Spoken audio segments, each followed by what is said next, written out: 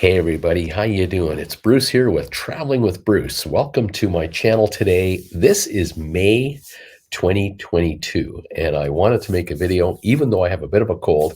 It's not COVID. I have a bit of a cold here, but I want to let you in on what is happening with my Jennifer Aniston lookalike wife and I. We have just arrived in London here in the UK from Canada. We flew in yesterday. It's been 24 hours.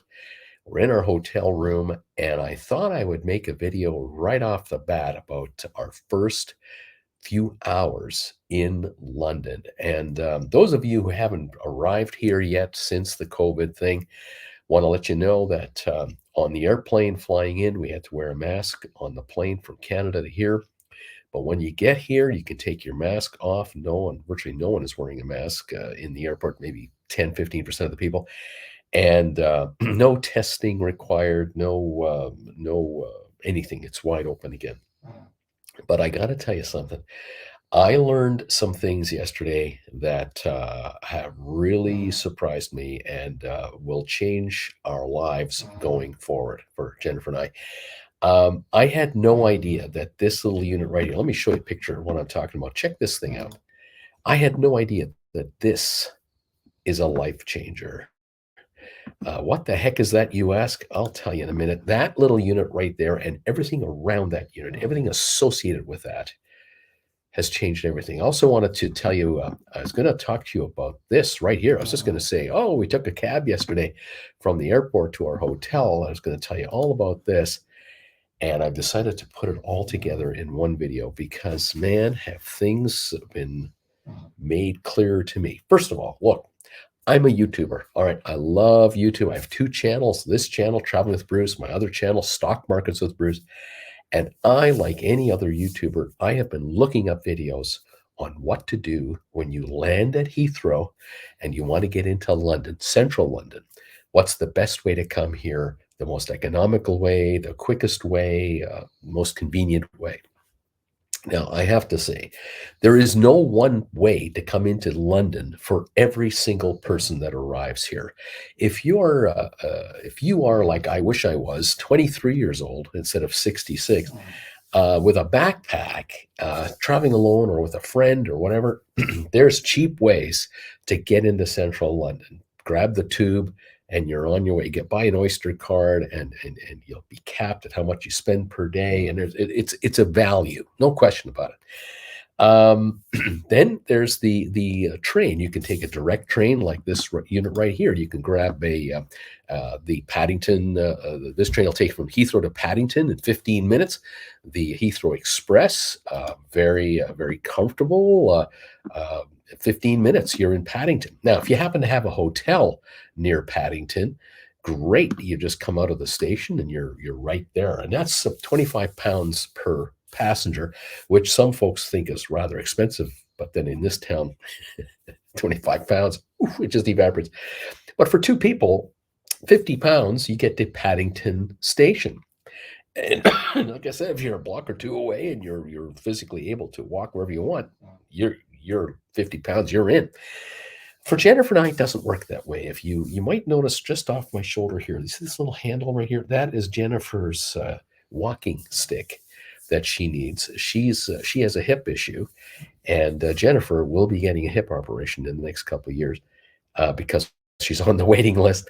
And so we do not have the luxury of walking and dragging our bags wherever we're going. Plus the fact that as old as we are, ancient 66-year-old, we're taking a couple of suitcases, a couple of carry-ons, because we are traveling for 2 months, not for a 2-3 month hostel to hostel hiking and everything else situation.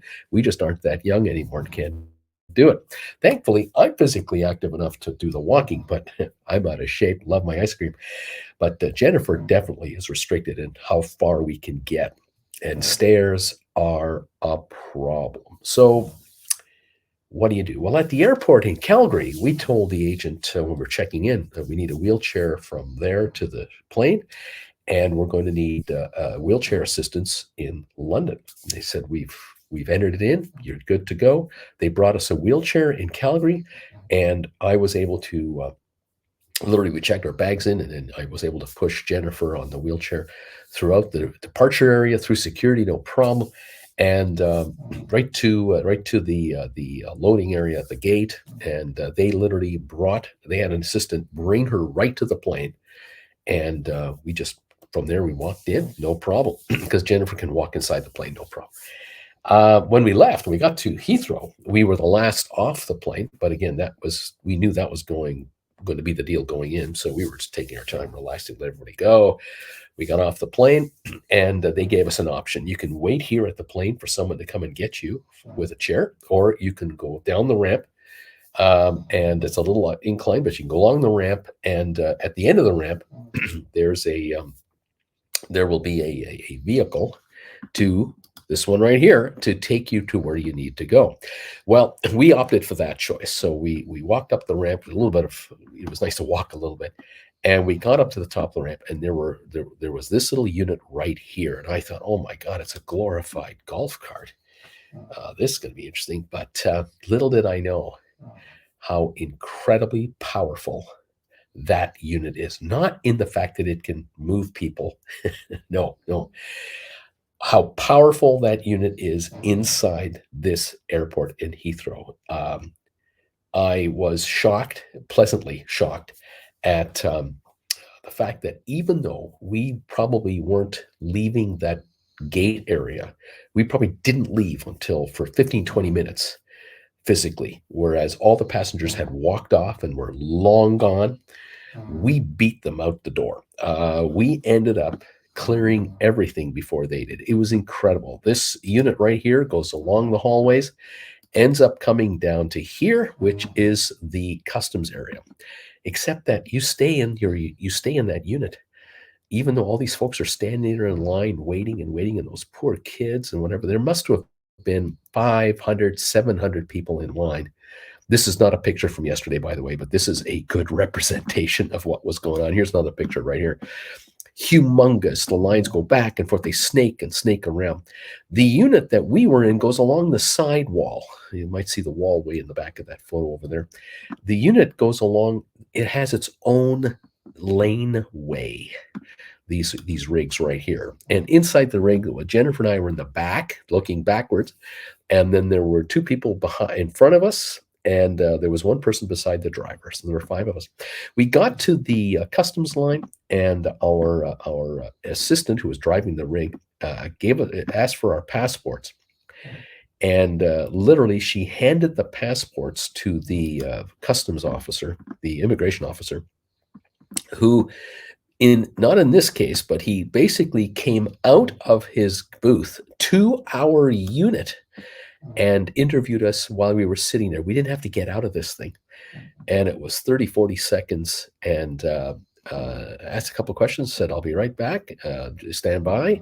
And a few moments later, the assistant came back and gave us our passports back, and we were cleared to go through, and the entire rig drove through customs. Now, we were there, let's be fair, we were sitting in that line for maybe 5 minutes, but I'll tell you something, 5, 8 minutes, whatever it took, it didn't matter to me, because we were sitting there looking to our one side here at 700 people standing in line, slowly snaking along. And there were 20 agents or 10 agents, whatever the number was. There were a lot of customs or immigration agents handling it, but it takes half an hour, 45 minutes for these folks, or longer, to get through, and you're standing the whole time. We're sitting in complete comfort in this little unit.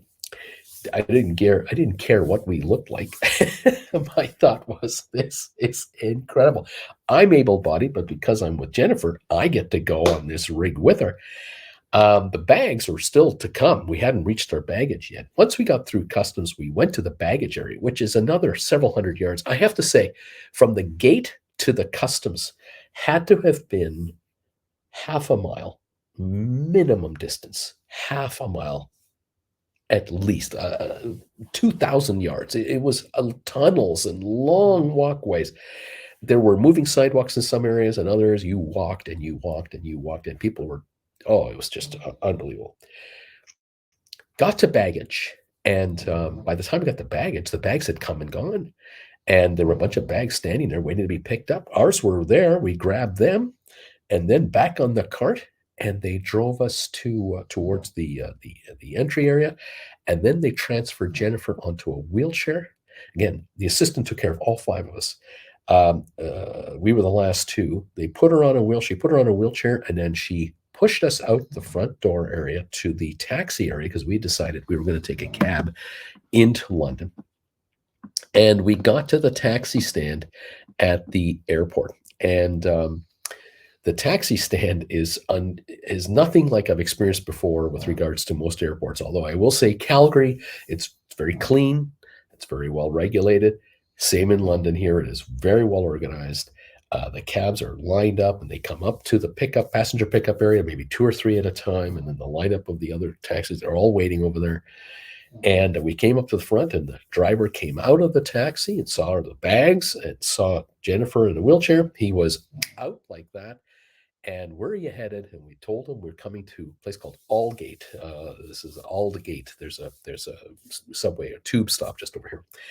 And said, no problem at all. He said, it's a bit of a ride, but we'll show you the sights on the way in. I said, great. He loaded up the bags into the cab because Jennifer was getting help from the assistant. The assistant made sure she got in the cab, and then she left with the chair and went back inside. This individual took care of Jennifer literally from the airplane to the cab, through customs and baggage.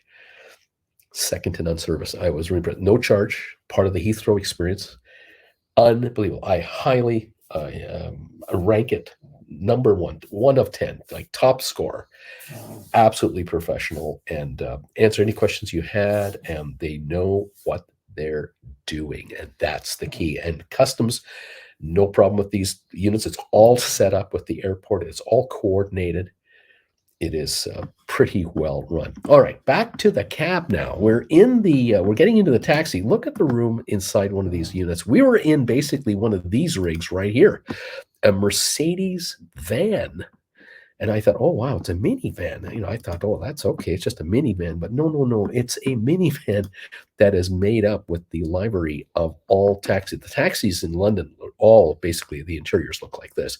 Very spacious room. We had suitcases lying on their backs at the front of the cab. We're sitting at the back here, and our feet were stretched out. It was absolutely wonderful. The cabbie had a microphone on his lapel and was talking to us through the speaker system, so that between us and him was a plexiglass kind of barrier. You might see it here a little on the left, probably not.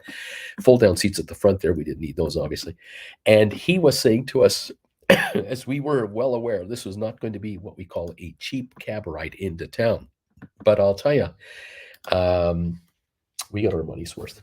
Instead of paying £50 to grab the train to Paddington Station, and in our case, we would have had to have grabbed either an Uber or a taxi to go from this unit here to where we are. It would have run us, at least with a cab to Paddington Station and the direct train, it would have been £100, all in ballpark, maybe 90. With Uber, it would have been a little less. Uber from the airport all the way in, I don't I don't honestly know. We didn't bother pricing it out. But I'll tell you what we did get. We were in the cab with a very experienced driver who's a full-time cab driver who had to pass the knowledge test. They call it the knowledge. If you have any idea what it's like to get a taxi license in the city of London, I don't know of a place where it's more difficult, where you have to have real knowledge of almost every street and alley down there. So we got the pleasure of spending about an hour and 15 minutes with a gentleman who knew his stuff, who was more than happy to tell us where we were going, describing we're on this road and we're going to go here and we're going to go there.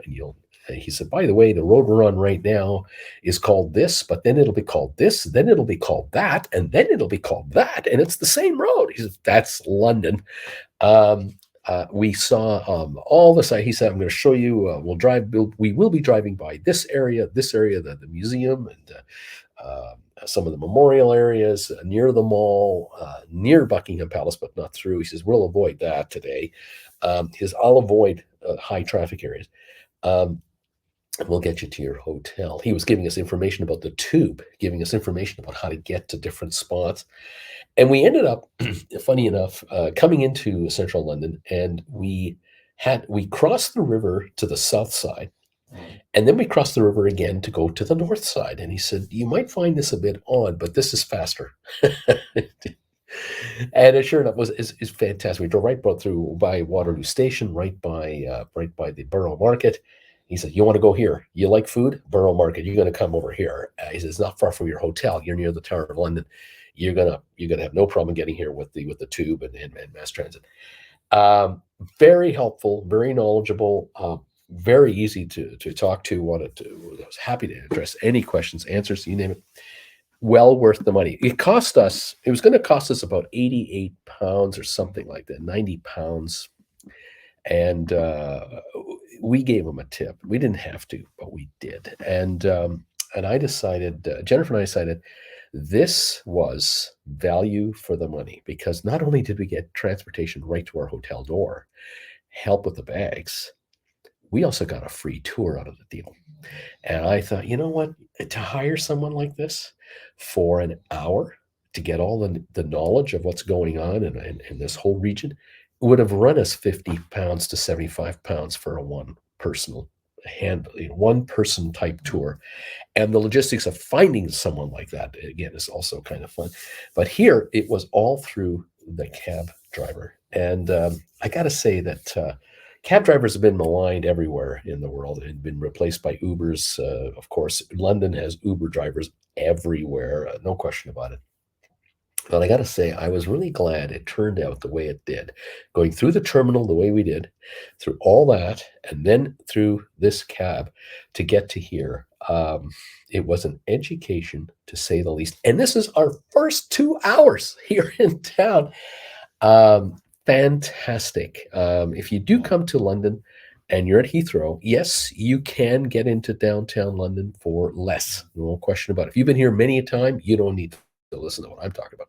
But if you're in our age group, or if you are traveling with someone who is disabled, or is got a bad knee, or you've had you just can't walk very far, I will highly recommend at the airport you ask for assistance when you get to your check-in, wherever you're flying in from. And if you end up on one of these right here, don't think about the fact that people might pity you for looking, oh, look at those poor people in that little rig over there. I'll tell you right now, the folks who were walking from the airplane all the way to customs, we were passing thousands of them because of all the gates and whatnot. They were envious of us because we were passing them going about, I don't know, 3-4 miles an hour, 5 miles an hour. They're walking at 1.5, 2 miles an hour. We're passing them, and they're on the walkways and what have you. These units, by the way, this blew my mind. Not that it should, but these units go in their own elevators. They have elevators and escalators. So you have to go up, you have to go down, you have to go up, you go down. So these units drive into their own elevators and go and come down and drive back out and continue on. We didn't have to get off and on that rig at all. It was really smartly laid out. At Terminal 2, the Queen's Terminal, apparently. That's what they call it, the Queen's Terminal. Incredibly busy, with people coming and going like you can't believe. If you're an individual traveler and you're going on a wheelchair, you will be accompanied by your assistant all the way through.